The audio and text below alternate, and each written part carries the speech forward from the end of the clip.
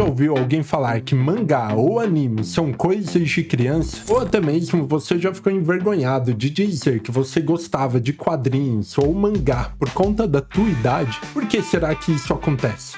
Hoje vamos conversar um pouco a respeito da visão que as pessoas no geral têm a respeito do mangá, do anime e até mesmo das histórias em quadrinhos em geral.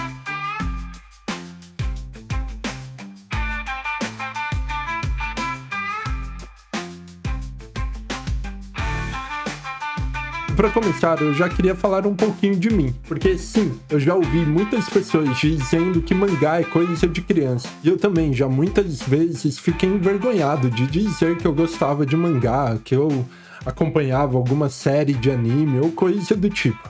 Até porque os meus amigos da minha idade, na grande maioria deles, eles não assistem mangá. Muitos nem mesmo quando eram crianças assistiam. E aí a gente vai percebendo quanto o mundo hoje está separado em bolhas. Tem a bolha lá da galera do futebol, que é uma bolha gigante. Tem a bolha da galera que só assiste série, dorama. Tem a galera que assiste filme. Tem a galera que não gosta de filme, não sabe nada daquilo que tá passando na TV. E tem também a bolha do mangá, do anime, da cultura japonesa. Assim como tem a bolha da história em quadrinhos, super-heróis, enfim. Tem muitas bolhas. E eu não sei você, mas eu me sinto ali um pouco inserido na bolha do mangá. E por eu estar ali acompanhando algumas obras, me entretendo com aquilo, para mim parece natural perceber que mangá não é uma coisa só de criança. Existem muitas histórias profundas, complexas, emotivas, assuntos que uma criança não vai entender. Mas para quem está fora dessa bolha, para quem vê o mangá de longe, o mangá é apenas aquele desenhinho que passa na TV.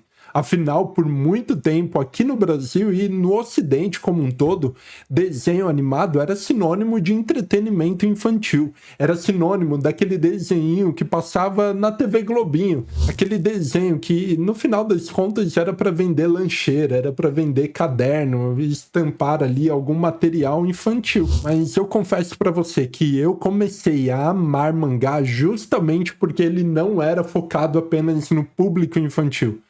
Tudo bem, a maioria dos mangás que eu assisti enquanto criança e até hoje, a minha vida adulta, não eram mangás voltados para o público adulto, eram mangás voltados para o público adolescente. Por exemplo, eu comecei a assistir mangá através de Cavaleiros do Zodíaco, na TV Manchete, como muitos da minha idade começaram. Mas para mim foi um choque muito grande, porque tinha uns desenhos ocidentais que eram Laboratório de Dexter, Johnny Bravo e coisas do tipo. E de repente veio um mangá muito mais complexo em sentimento, em propósito, em batalhas, que era o Cavaleiros do Zodíaco, onde os personagens estavam dispostos a arriscar a própria vida para proteger Atena.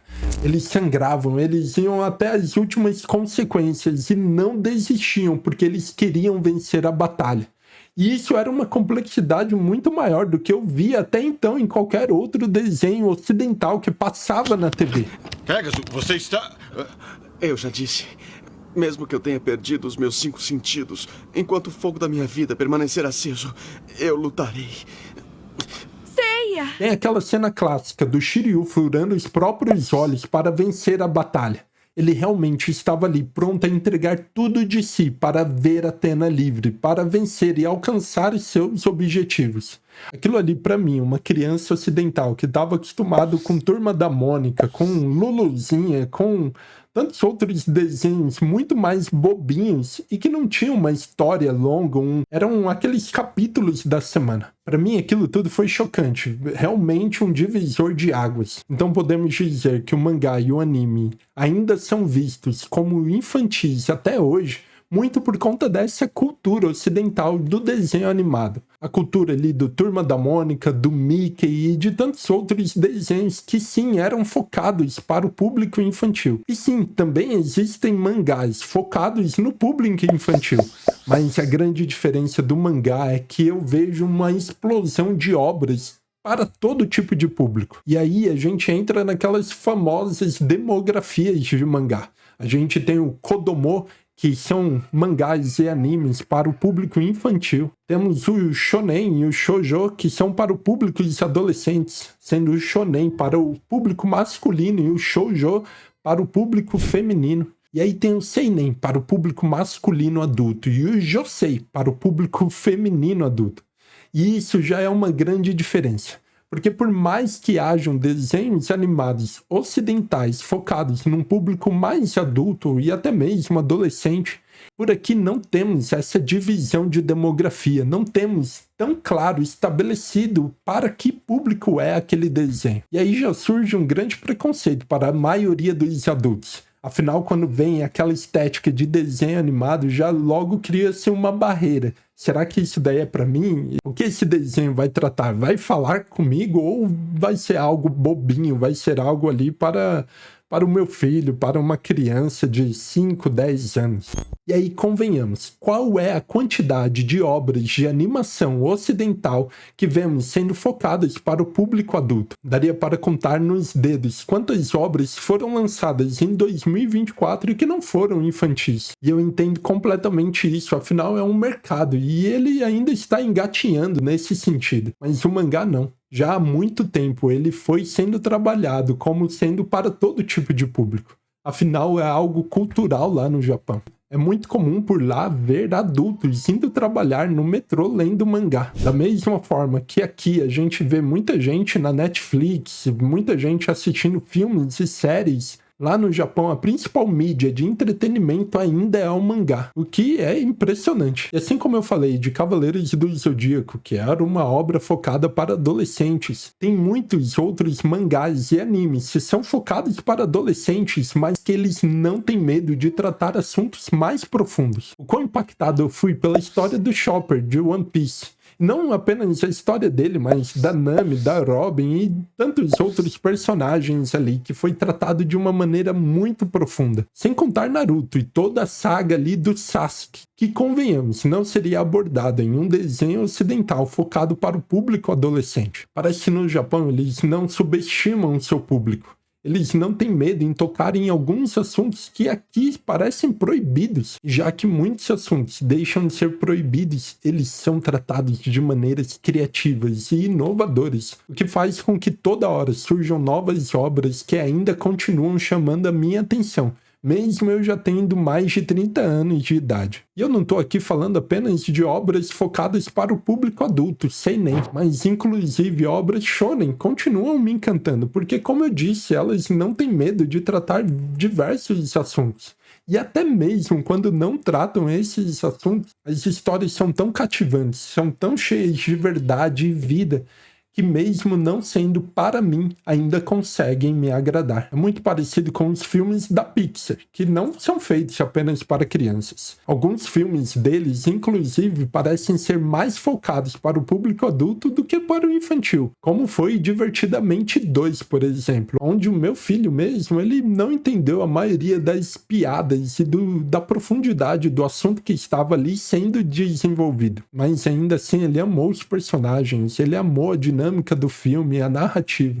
E eu acho que nisso o japonês ele faz com maestria há muito mais tempo, onde um adolescente pode assistir e também um adulto. E eu lembro muito bem na minha adolescência, quando eu assistia Dragon Ball Z junto com meu pai. Eu chegava na escola correndo, pronto para assistir Dragon Ball com ele, a saga Buu. E o meu pai assistia com tanto interesse quanto eu. O que pode parecer meio bobo, mas ele também se divertia, ele também se entretia. Então dizer que mangá é apenas para criança é diminuir muito o valor daquela obra. E será que apenas o mangá é assim? E claro que não. No Ocidente também existem muitos quadrinhos sendo feitos para um público mais adulto, inclusive para um público mais diversificado. E de cara aqui a gente pode citar Watchmen, onde trata do tema super-herói de uma maneira muito mais séria, muito mais complexa do que era visto até então. E outro fator que eu vejo que faz com que muitas pessoas ainda pensem que mangá e anime é coisa de criança é a estética. É o traço, é a cor, é o estilo ali mais espalhafatoso do mangá. E também, principalmente, o tipo de comédia japonês, o tipo de atuação, de fala, gritaria, o próprio idioma, né? A minha esposa costuma brincar. Enquanto eu tô assistindo um mangá, um anime ali, ela fica brincando, imitando o japonês. Taka, taka, taka, taka, taka, taka, taka. E claro, ela sabe que aquilo é só uma característica do idioma deles. Inclusive, ela assiste algumas séries comigo, mas querendo ou não, para muitas pessoas isso é um impeditivo. Isso é uma barreira de entrada que faz com que as pessoas sintam que aquilo não é para elas e nem mesmo queiram conhecer e saber do que se trata aquela história.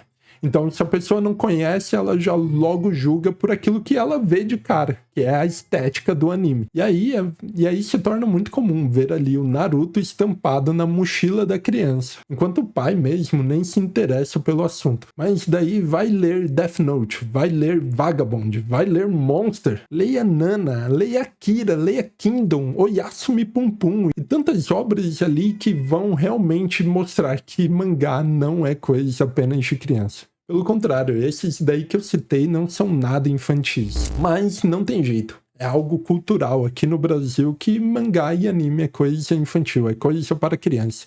E esse tipo de coisa demora para ser mudado. Uma cultura não se muda do dia para a noite.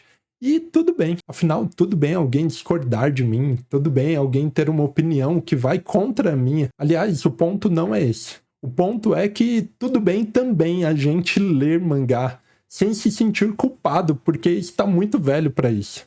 Tudo bem eu assistir um anime sem ter que ficar pensando no que as pessoas vão achar de mim. Eu, por exemplo, tenho acompanhado Dandadan, Blue Box, Meu Casamento Feliz e outros animes na Netflix e tudo bem eu assistir aquelas séries que mesmo não sendo adultas ainda me entretêm. E eu confesso aqui que várias vezes eu assisti Power Ranger com meu filho, porque aquilo me trazia lembranças tão boas da minha infância, e ainda são coisas que me agradam, é uma estética que me agrada, é uma maneira mais lúdica e inocente de ver o mundo, de ver a questão de batalha e contar história que me agrada. Inclusive, há animes feitos para crianças que eu gosto ainda hoje. Não acompanho tanto, não me dedico tanto a eles, afinal tenho pouco tempo, né? Sou pai, já tenho 2 filhos, mas vez ou outra eu me vejo assistindo isso e tá tudo bem. Eu não preciso ficar me preocupando o que os meus amigos vão achar, aqueles amigos que acham que isso é coisa infantil. Se eles estão em outra bolha, se eles estão inseridos em um outro contexto ali de vida, cultural, não tem problema. Eu continuo gostando disso e está tudo bem. Eu não preciso ficar lutando, discutindo e tentando convencê-los a respeito do quanto o mangá é também para adultos. Assim como eles também não precisam ficar tentando me convencer de que é uma coisa infantil. E você, que idade que você tem? Você é um adolescente, uma criança ou já passou dos 20, 30, 40 anos? Se você está aqui nesse vídeo, eu imagino que você gosta de mangá. Qual é a tua experiência a respeito desse assunto? Você já sofreu algum tipo de preconceito? Quero aqui te convidar a curtir esse vídeo se você gostou dele e também considere se inscrever no canal para mais vídeos desse tipo. Compartilhe esse vídeo ali no grupo do WhatsApp, no grupo do Facebook, enfim, isso vai ajudar muito no engajamento do canal para que o YouTube entregue esse vídeo para muito mais pessoas. E o meu nome é Mozart e esse canal é o Mozart Visual, um lugar para falarmos sobre mangá, anime, filmes, entretenimento em geral. E é isso aí. Obrigado por assistir mais esse vídeo e valeu!